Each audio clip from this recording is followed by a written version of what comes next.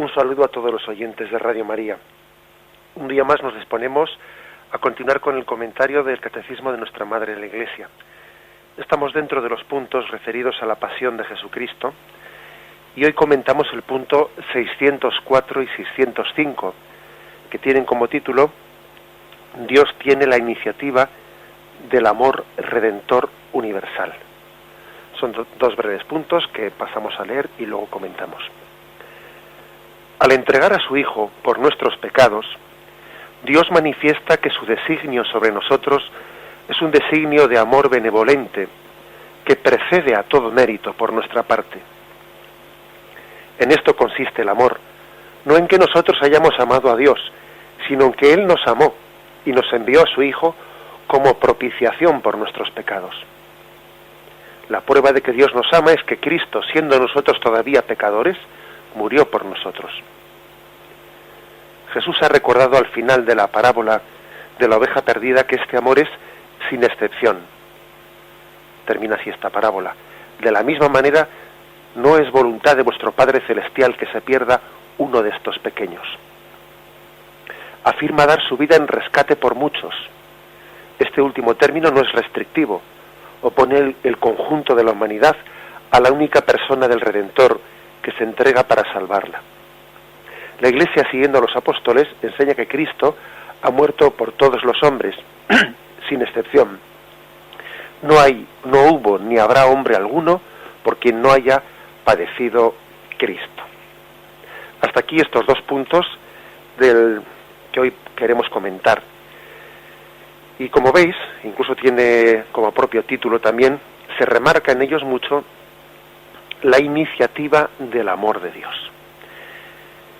Creo que podríamos decir también esto de otra forma, cuando se remarca que la iniciativa en la redención la tiene Dios, se quiere con ello decir que el amor de Dios, el don de la redención, antes es descendente que ascendente. Vamos a ver si intentamos un poco explicar qué es esto de que es descendente antes que ascendente. Pues hay una cosa muy clara, que se está remarcando en toda la Sagrada Escritura la prioridad absoluta que la salvación viene del cielo a la tierra. El sacrificio de Cristo, antes que nada, es un don de Dios a la humanidad. La reflexión de San Juan es muy clara. Tanto amó Dios al mundo que dio a su único Hijo para que todo el que crea en Él no perezca. Esta es una reflexión primordial a la hora de comprender el sacrificio de Cristo. Este catecismo nuestro remarca que al entregar a su Hijo por nuestros pecados, Dios Padre manifiesta su designio, que es un designio de amor benevolente, que precede a todo mérito por nuestra parte. Luego intentaremos hablar un poco qué significa eso de que precede a todo mérito. Y en Cristo es el amor mismo el que inspira su sufrimiento y su muerte en aras a la salvación de los hombres. El sacrificio de Cristo, antes que nada, es un don de Dios Padre. Es el Padre el que entrega al Hijo para reconciliarnos. En este sentido, este sacrificio de Cristo es totalmente distinto, no es reductible, no es comparable a la historia de las religiones, a otras concepciones religiosas, en las que la primera dimensión no es la dimensión descendente, sino que es la dimensión ascendente. Es decir, en el resto de las religiones, la dimensión principal es la dimensión ascendente. Es el hombre el que tiene un intento de ganarse el favor divino, haciendo a Dios propicio para los hombres. Esas religiosidades primitivas, ¿no?, que hacen una serie de ritos para que los dioses no sean propicios. Es decir, es el hombre el que parte de él una iniciativa, porque él entiende que tiene que haber un Dios, y entonces hace una serie de ritos religiosos para que los dioses le sean propicios. Por ejemplo, ofrece unos sacrificios intentando con ellos ganarse el favor divino. Esa expresión, ¿no?, que ha sido muy propia de muchas religiones primitivas, que los dioses no sean propicios, supone una dimensión ascendente, una religión entendida como algo que parte del hombre, una iniciativa del hombre que intenta ganarse el favor de Dios. Sin embargo, la visión cristiana es distinta, casi es la contraria. No es el hombre el que intenta ganarse el favor de Dios, no, era Dios le buscaba al hombre antes de que el hombre le buscase a Dios. Ha sido una iniciativa de Dios salir en búsqueda de la oveja perdida cuando nosotros quizás no estuviésemos. Antes de que nosotros empezásemos a buscar a Dios, Dios ya nos estaba buscando. Antes de que el hijo pródigo empezase a pensar, debería de volver a la casa de mi padre, el padre ya le estaba atrayendo con su gracia para venir. Es más, esa idea que tuvo el hijo pródigo, volveré a casa de mi padre, estaba inspirada por su padre, por el Espíritu Santo, para que regresase. Nadie viene a mí si mi padre no le atrae. Dice ese texto del Evangelio de San Juan. Nadie viene a mí si mi padre no le atrae.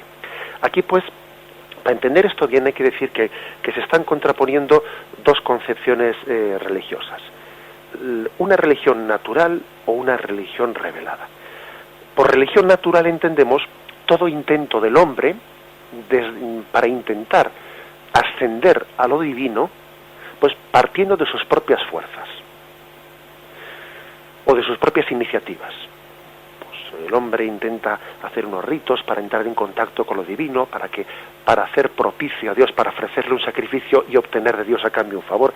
Eso se llama religiosidad natural, porque parte del hombre, es ascendente, viene del hombre, intenta subir a Dios.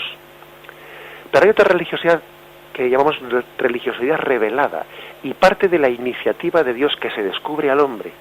Y Dios busca, como hemos dicho, antes al hombre que el hombre busca a Dios.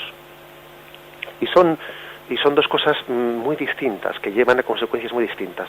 Permitidme un ejemplo que yo también lo recibí de una catequesis, y que a veces un ejemplo gráfico vale por 1000 palabras, ¿no? Para comparar lo que es religiosidad natural o religiosidad revelada. Imaginaros pues un autobús de largo recorrido, perdón, que me estaba equivocando de ejemplo. Imaginaros sencillamente pues un periodista que intenta conocer pues la vida de una persona famosa.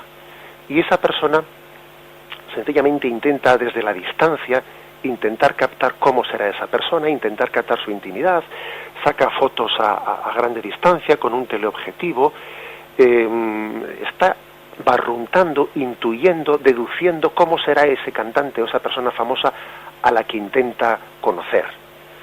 Pregunta por él, algunos le dan referencias suyas, intenta sacar información, bien, reúne datos.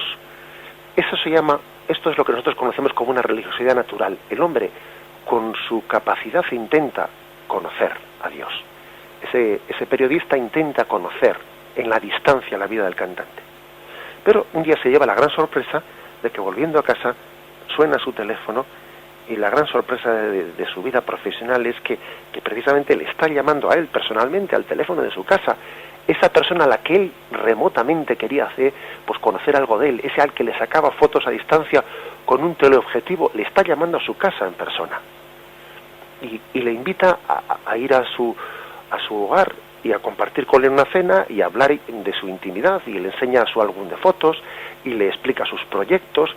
Y entonces, claro, el tipo de conocimiento que ese periodista tiene pues de ese cantante es totalmente distinto de esta segunda forma que de la primera, porque la primera era comparable a la religiosidad natural en la que el hombre intenta acercarse a Dios, y la segunda es comparable a la religiosidad revelada, en la que Dios toma la iniciativa de comunicarse al hombre, toma la iniciativa de expresarle su amor. Pues bien, para entender el sacrificio de Cristo hay que entenderlo desde ese segundo punto de vista. Dios tiene la iniciativa de darnos el don del amor en el sacrificio de Cristo. El sacrificio de Cristo en la cruz, antes de nada, es una manifestación gratuita que precede nuestro mérito, que precede todo mérito, en la que Dios nos expresa su amor gratuito. Eso es básico, y hay que decir que hay muchos textos en los que podemos apoyarlo. El amor no está en que nosotros hayamos amado a Dios, sino en que Él nos amó primero y nos entregó a su Hijo como propiciación por nuestros pecados. 1 Juan 4:10. Es Dios Padre, por tanto, el que por propia iniciativa proporciona el sacrificio de su Hijo como don suyo a los hombres. Leemos también algún texto más antes de hacer una breve interrupción. Por ejemplo, Juan 3:16, porque tanto amó Dios al mundo que le dio a su único Hijo. Gálatas 4:4-5. Pero al llegar la plenitud de los tiempos, envió Dios a su Hijo, nacido de una mujer, nacido bajo la ley, para rescatar a los que se hallaban bajo la ley, para que recibiéramos el ser hijos por adopción.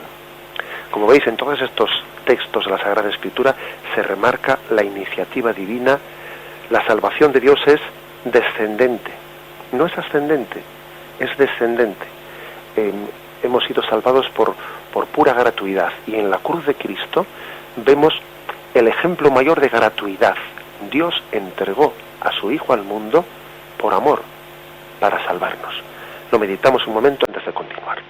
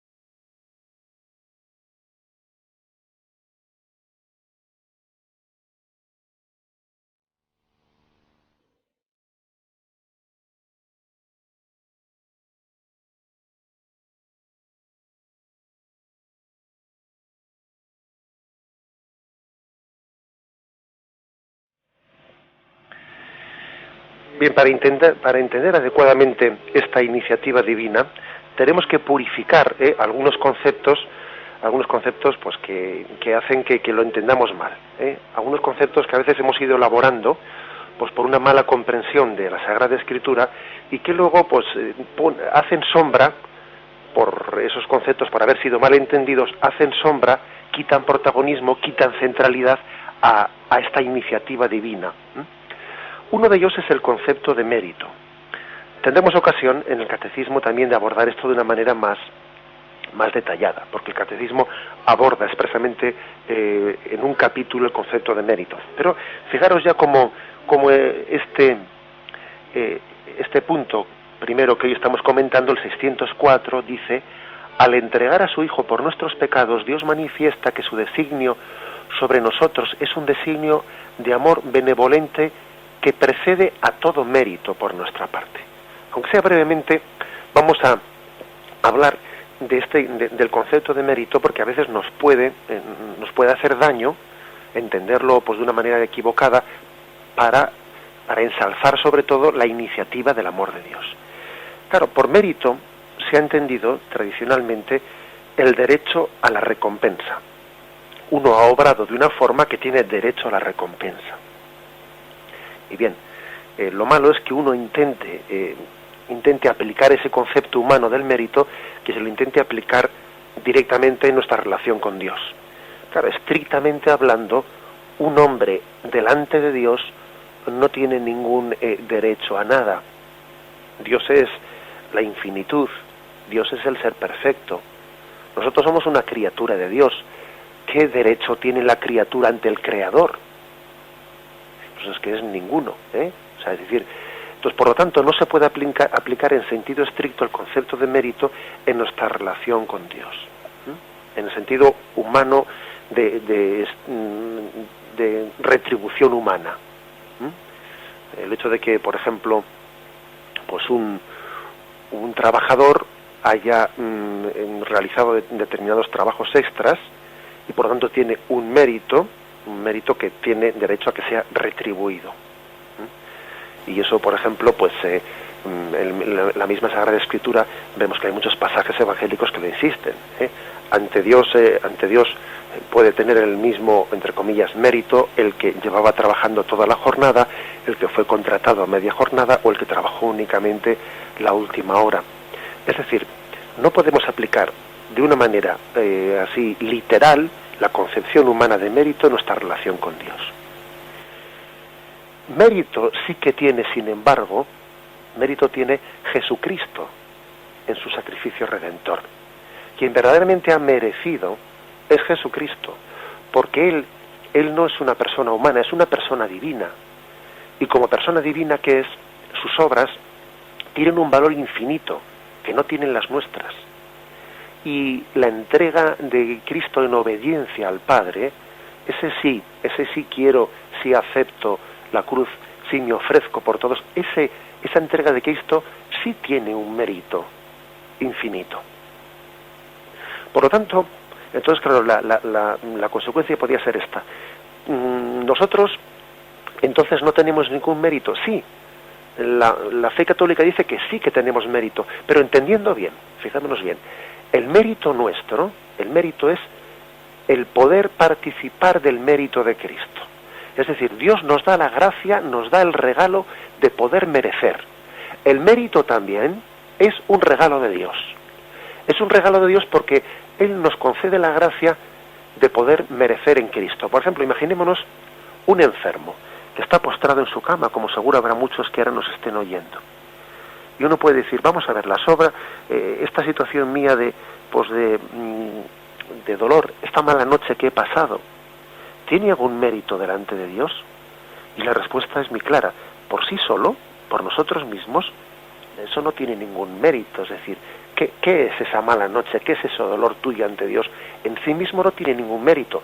Pero unido al dolor de Cristo en la cruz, unido al sufrimiento de Cristo, que como es persona divina, sí que tiene mérito lo suyo, unido nuestro dolor al dolor de Cristo, participa también de ese mérito infinito. Cualquier sufrimiento del ser humano, unido a la cruz de Cristo Redentora, tiene un mérito infinito. Así pues, hay que decir una cosa, no entendamos la palabra mérito como si el mérito fuese algo que se contrapusiese, que fuese contrario al regalo inmerecido de Dios. No, el mérito no va en contra de eso. El mérito no va en contra de la afirmación de que la salvación es un regalo gratuito de Dios. No va en contra, porque el poder merecer, que debemos de intentar merecer y tener méritos, pero el poder merecer es ya un regalo de Dios, porque si esa especie de esfuerzos que hacemos y esos sufrimientos no fuesen unidos a la redención de Cristo, serían baldíos, serían estériles, no valdrían nada. Por esto hay que entender nuestra expresión del catecismo, que dice que Dios nos ama con un amor de benevolencia que precede todo mérito por nuestra parte. Por supuesto, porque nosotros hay algo que nos precede a nuestro mérito, que es el mérito de Cristo en la cruz. Ese es el mérito que hace que nuestros méritos, en minúscula, tengan valor salvífico, tengan valor redentor. Nos precede el mérito de Cristo. Es más, el mérito de Cristo hace que lo nuestro tenga también el mismo valor y entremos en la misma palabra, bajo el mismo techo de la palabra mérito, aunque el suyo sea con mayúsculas y el nuestro sea con minúsculas. Es pues importante, ¿no?, entender el sentido de la palabra mérito pues para que no deformemos este mensaje de salvación gratuito por parte de Dios. Lo meditamos un poco antes de continuar.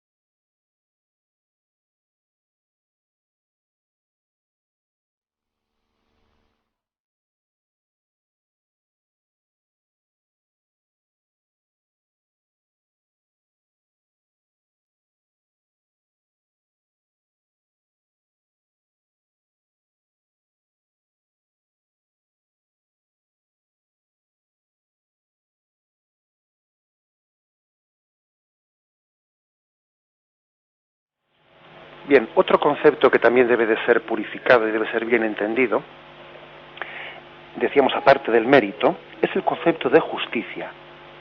Estamos diciendo que conviene entender bien algunos conceptos para que luego no le hagan sombra, no le quiten centralidad a la afirmación de que la salvación es gratuita y es fruto y expresión del amor gratuito de Dios. En el marco de las relaciones entre Dios y el pueblo, bueno, pues el concepto de justicia adquirió una significación religiosa. En virtud de la alianza, a Israel se le pide un comportamiento conforme a la ley de Yahvé. Y por su parte, Yahvé se compromete a intervenir en favor de su pueblo. La alianza consiste en: vosotros cumpliréis mi ley y yo, a cambio, me comprometo a ser vuestro Dios, a estar siempre, a intervenir en favor del pueblo. En este sentido, el pueblo practica la justicia cuando cumple sus deberes para con Dios, y Dios es justo guardando las promesas de salvación para su pueblo. Ese es el primer concepto de justicia que vemos en la Sagrada Escritura. Es una justicia de Dios que implica también la retribución del piadoso y el castigo del impío, pero va más allá de esto. Poco a poco en la Escritura se va avanzando en el concepto de justicia, puesto que Dios es un Dios comprometido en favor de su pueblo. Y a partir de lo que se llama Deutero-Isaías, que quizás para los que no hayan oído esta palabra, se le llama Deutero-Isaías, a la parte final del libro de Isaías, a partir del capítulo 40, del 40 al 55, pues es ya una parte del libro de Isaías escrita más tarde. Pues bien, a partir ya de ese momento del Antiguo Testamento, porque recordad que dijimos que el Antiguo Testamento no está escrito pues en la misma época, sino que hay una evolución dentro de él, hay muchos siglos, desde el primer libro del Antiguo Testamento hasta el último. Y a partir de esta parte del Deutero Isaías, se va adquiriendo un concepto, pues digamos, más purificado del concepto de justicia. Ya en este libro, justicia y gracia son dos conceptos intercambiables, casi sinónimos, ¿no? Justicia y gracia, justicia y santidad. De manera que si uno no se da cuenta de esto, muchos pasajes de la Sagrada Escritura le pueden pasar incomprensibles, ¿no? La justicia de Yahvé aparece como la obra salvadora en orden a restaurar el pueblo de la alianza. Este matiz, la razón de este matiz está en el hecho de que se ha puesto en evidencia el fallo radical del pueblo, mientras que aparece con mayor fidelidad, con mayor luz, la fidelidad de Yahvé. Es decir, había un plan primero, ¿no? Que la justicia consistía en decir, bueno, tú cumple mis mandamientos y yo me comprometo a estar siempre contigo. Pero claro, en la medida en que el hombre no cumple la primera parte del trato, ¿qué hace Dios? Como tú no has cumplido la primera parte del trato, yo tampoco cumplo la segunda. ¿Se rompe el contrato? Pues no. Precisamente el concepto de justicia se va purificando diciendo, aunque tú no cumplas la parte de tu trato, yo cumplo la parte del mío. Y yo te amo por justicia, es decir, por gracia, por santidad. Esta creo que es algo importante para que entendamos muchos pasajes de la Sagrada Escritura. Fijaros, por ejemplo, en el Salmo 89, versículo 15, donde se dice, justicia y derecho son la base de tu trono, amor y verdad ante tu rostro marchan. Y se van equiparando ambas cosas, justicia y amor, justicia y gracia. La justicia tiene también, pues, el sentido de un don de Dios, que aunque no deja de ser obra humana y exige cooperación, pues se remarca en él sobre todo ese concepto de gratuidad. Fijaros en algunos textos que vamos a señalar.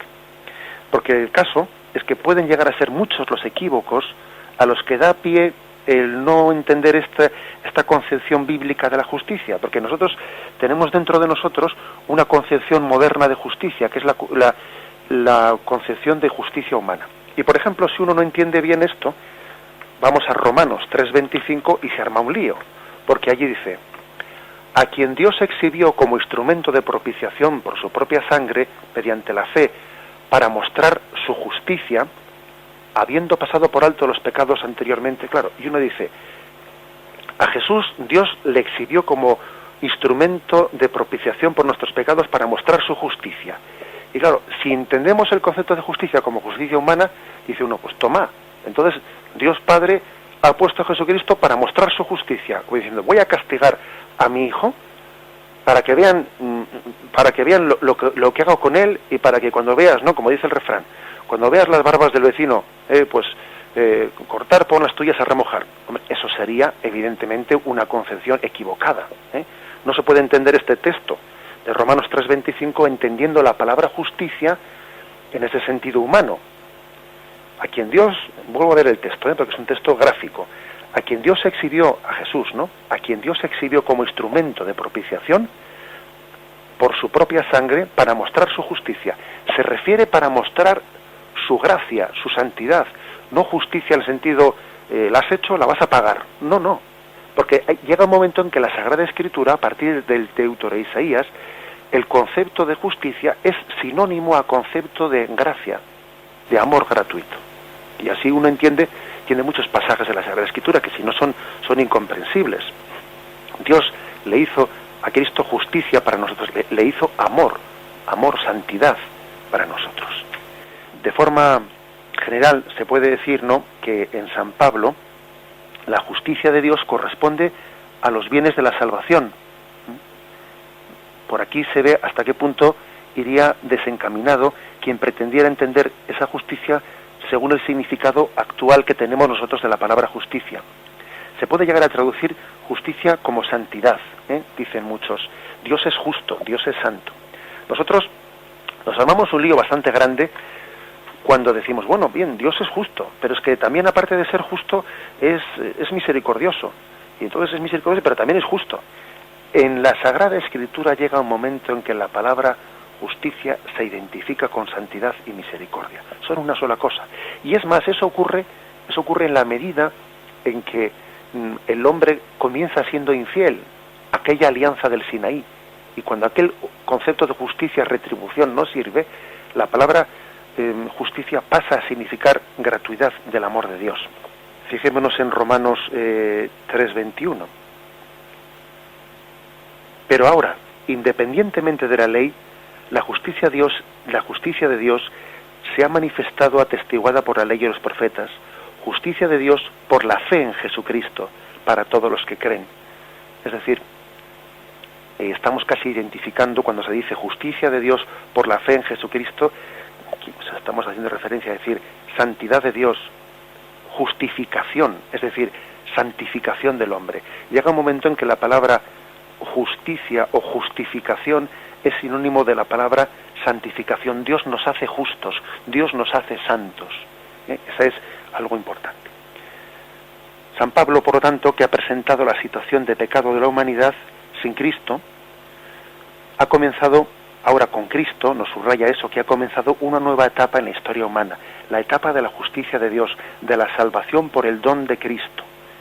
Cristo es el único camino de salvación, por ello Él es la justicia de Dios para nosotros, Él es quien nos justifica, Él es quien nos santifica.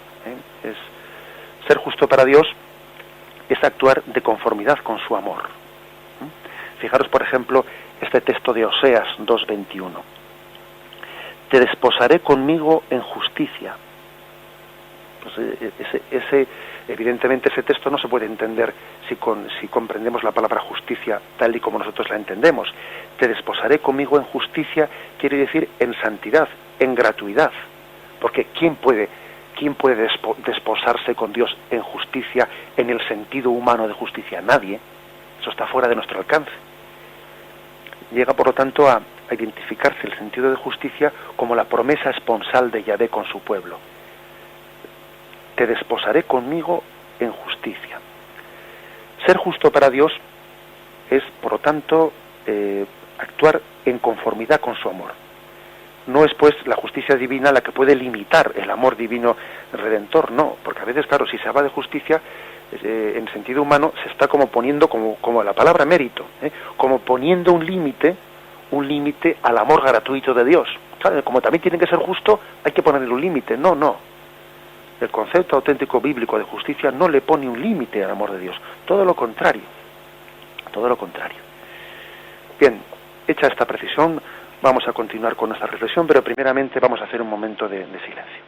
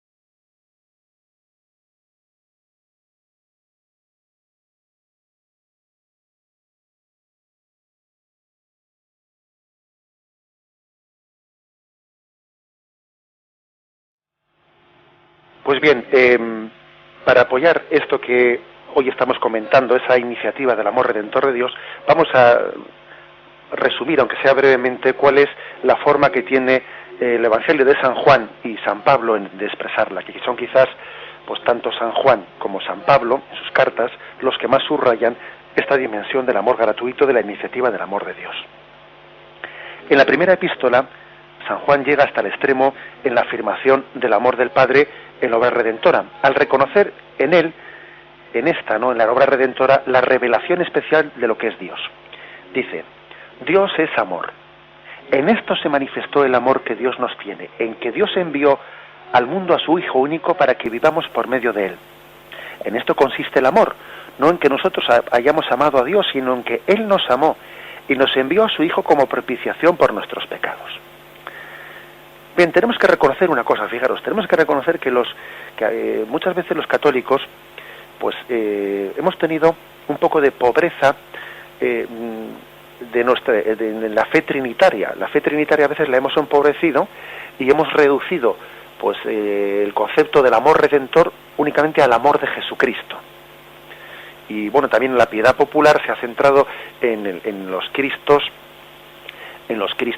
sufrientes, en los Cristos llagados, que por supuesto son una manifestación muy gráfica del amor de Dios. Pero nos hemos olvidado del otro aspecto, del aspecto del amor del Padre que entrega al Hijo. Eso ha quedado un poco más lejos de la piedad popular. Como hemos hecho referencia en alguna ocasión, en algunos retablos, en la parte alta, pues se ha puesto esa imagen del Padre que sujeta con sus dos manos al Cristo, al Cristo crucificado, y lo entrega al mundo.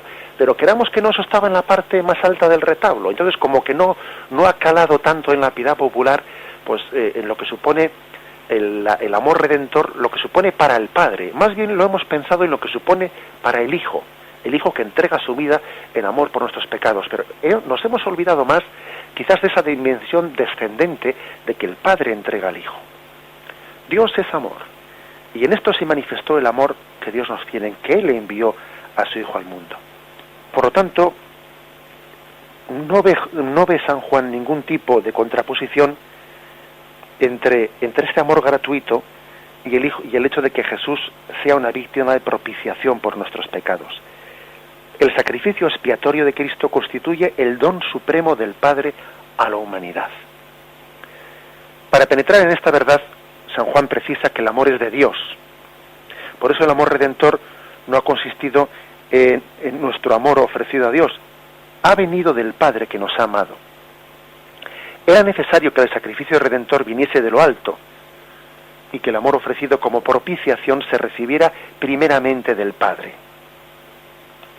Hay por lo tanto primero una manifestación del amor de Dios Padre y luego de Jesucristo, aunque evidentemente el Padre y el Hijo aman al mismo tiempo, pero para nuestra comprensión se habla primero de ese gesto. El Padre es la fuente del amor, y en Cristo, en su entrega como propiciación por nuestros pecados, hay como una respuesta al amor primero del Padre. El Evangelio refiere pues muchas expresiones, ¿no?, en las que se justifica en este punto de vista. Jesús presenta su propia muerte como la más excelsa expresión del amor. Nadie tiene amor más grande que el que da la vida por sus amigos. Este amor es revelación del Padre. La muerte redentora manifiesta el amor y el don del Padre.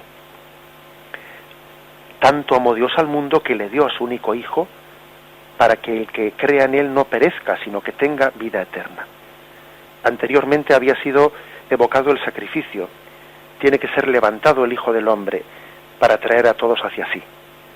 Este sacrificio es tanto menos considerado como una condena, cuanto que en el texto se opone expresamente a la condena.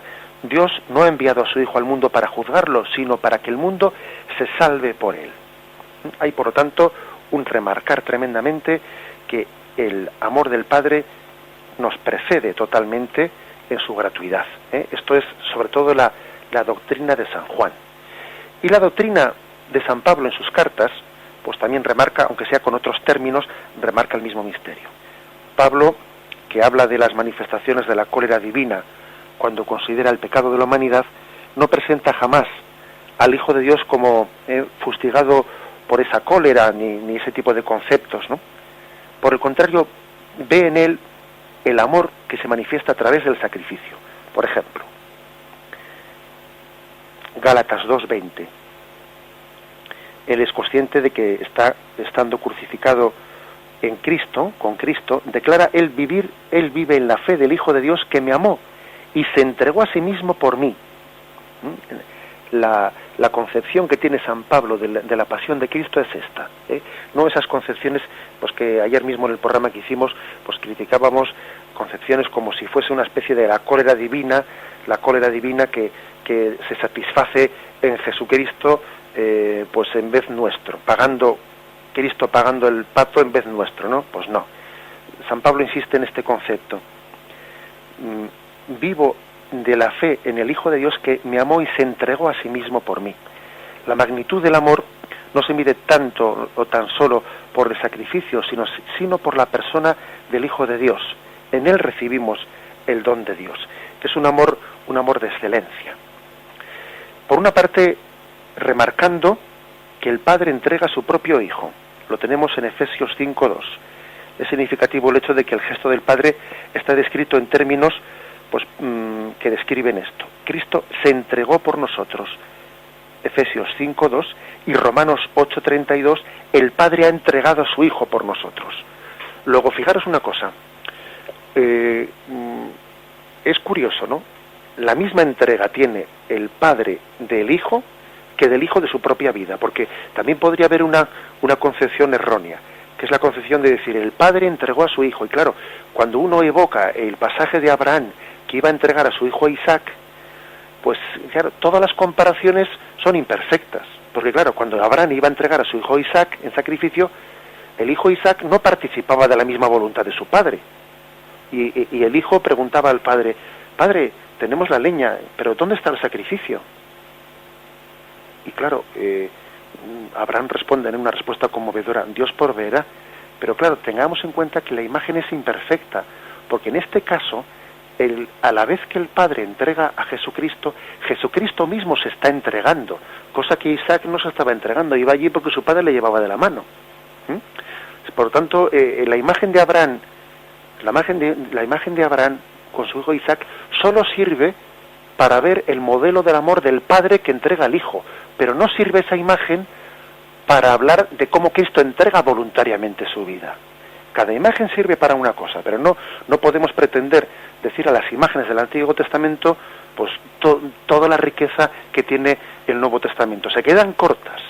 Aquella imagen pues servía, la de Abraham entregando a su hijo Isaac, servía únicamente para destacar cómo el Padre entrega a su Hijo. Pero le faltaba algo importante, que es que el Padre y el Hijo están unidos en una sola voluntad.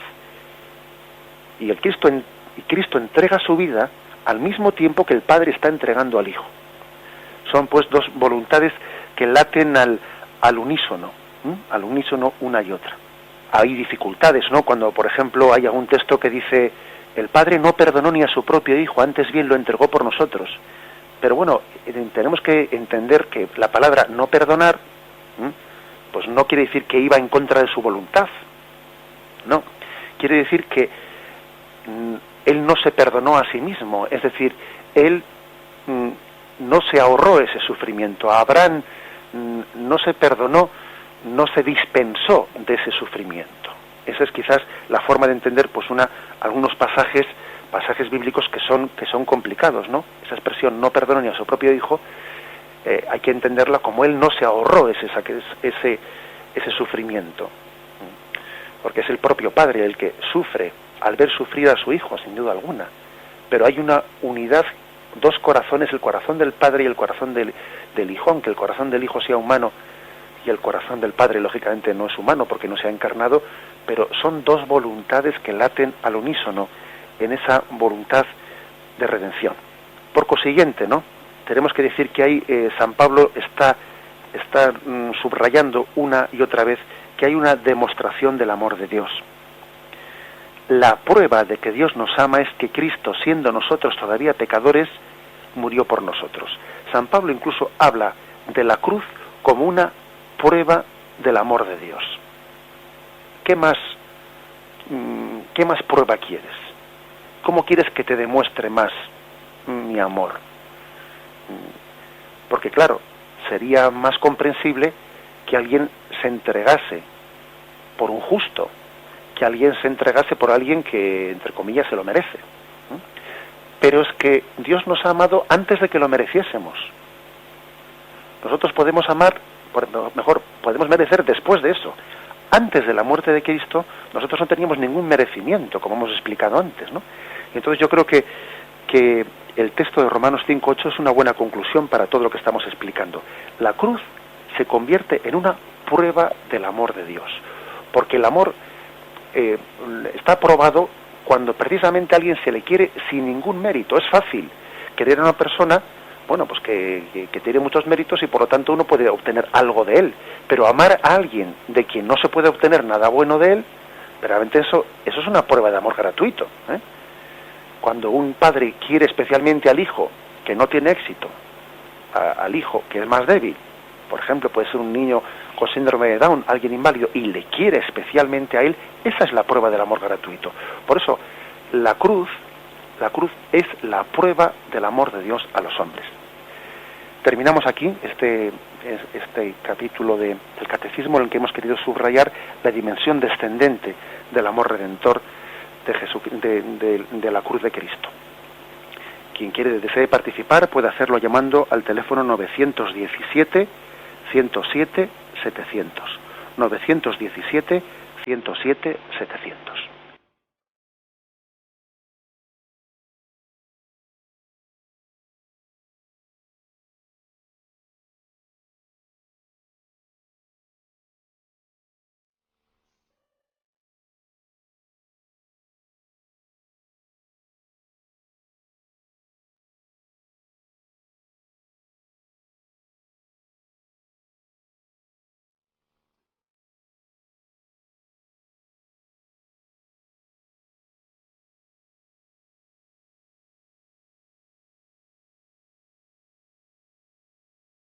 Buenos días, ¿con quién hablamos?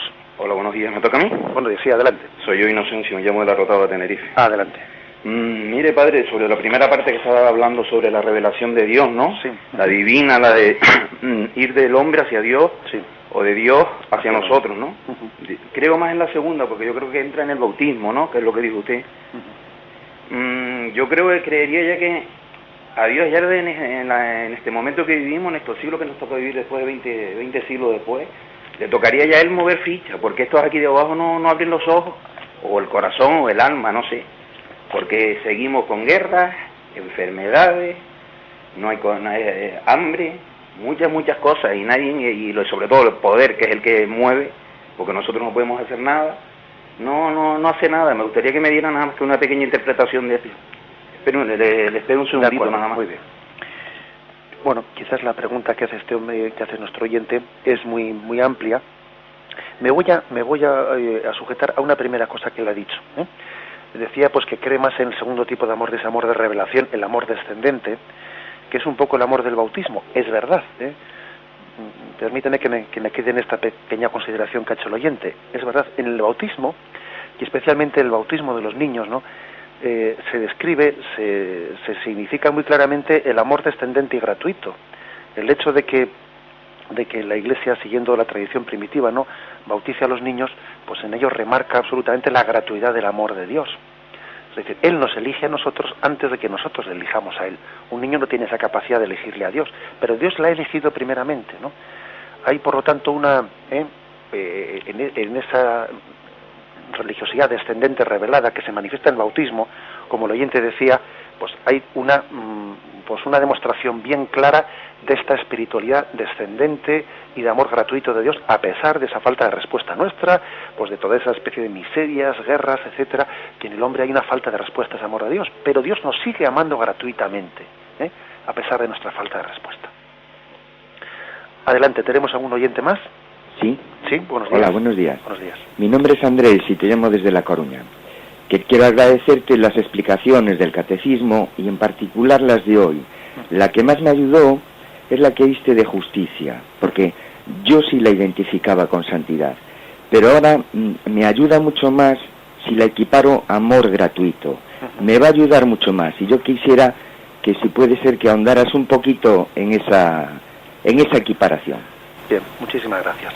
Te respondo por eso. Fíjate, yo de todos los textos, como os he dicho, hay un avance dentro de la Sagrada Escritura, pero para mí, de los textos en los que más claramente se ve eso, es en ese texto que os he hecho referencia, el texto de Oseas. El texto de Oseas es contundente, ¿no? Cuando él habla del desposorio en justicia. Hombre, desposorio en justicia, sin duda alguna, está hablando de un desposorio en amor gratuito, en justicia, en santidad. Y también creo que es muy hermoso ver cómo ha ido poco a poco produciéndose como una especie de evolución de la palabra justicia a santificación. O sea, justicia, justificación, santificación. Dios nos hace justos, Dios nos hace santos. Es curioso, ¿verdad? Pero hay toda una evolución de la palabra. Justicia, justificación. Dios nos justifica, nos hace santos, nos santifica. Esta evolución de la palabra se produce en toda la Sagrada Escritura. Y como he dicho, esa evolución se produce en la medida que deja de valer, por desgracia, ¿no? O sea, no, esa primera alianza del monte Sinaí, vosotros cumplid mis mandamientos y yo seré vuestro Dios. Pues en la medida en que el hombre va rompiendo esa alianza, entonces es cuando la Sagrada Escritura nos dice, porque aunque vosotros no seáis fieles, Dios será fiel, porque Él no puede contradecirse a sí mismo. En el fondo es una alianza que, habiendo sido rota por parte del hombre, Dios no puede contradecirse a sí mismo. Y Dios no responde a la infidelidad con infidelidad, sino responde a esa infidelidad nosotros transformando el concepto de justicia, transformándolo, identificándolo con amor gratuito. Eso en el fondo, como he dicho otras veces, la mejor imagen la tenemos en lo que pasa en el seno de las familias, porque uno a un hijo le exige, y lógicamente le exige un esfuerzo para que saque determinados estudios, para que, etcétera.